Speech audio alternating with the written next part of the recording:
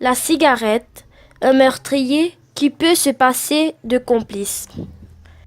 Selon l'Organisation mondiale de la santé, le tabac est la deuxième plus grande cause de mortalité dans le monde. Entre 80 000 et 100 000 jeunes deviennent dépendants du tabac. Si la tendance actuelle se confirme, 250 millions d'enfants en vie mourront à terme de maladies liées au tabac. Aujourd'hui, le tabagisme est à lui seul la principale cause de décès évitable dans le monde. Si aucune action d'urgence n'est entreprise, plus de 8 millions de personnes mourront chaque année d'ici à 2030. La consommation du tabac chez les adolescents est un problème de santé publique majeur dans le monde. Plus de 17% des jeunes âgés de 13 à 15 ans consomment du tabac sous diverses formes.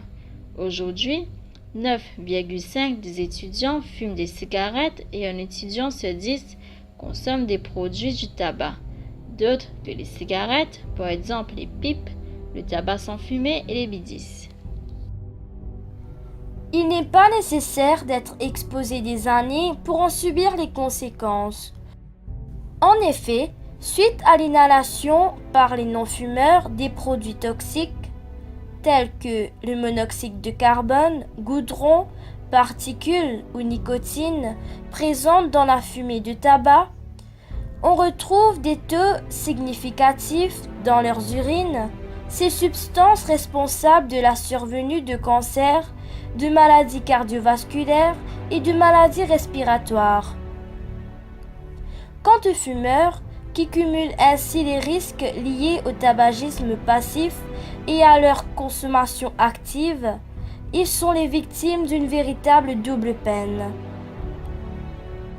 À chaque bouffée de cigarette, le fumeur respire de nombreux produits toxiques. Le fumeur respire un air chargé de produits toxiques qui s'attaquent aux cellules tapissant les parois des organes du nez, bouche, gorge, trachée, bronches et poumons. La fumée des cigarettes est une agression directe du système respiratoire qui explique la survenue chez les fumeurs de différents types de maladies.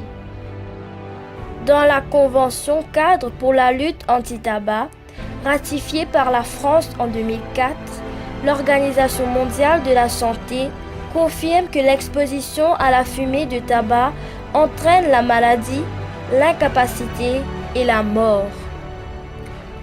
Il existe deux types de tabagisme passif, celui auquel est exposé le fœtus dont la mère fume, et le tabagisme passif environnemental auquel on est exposé en inhalant la fumée du tabac.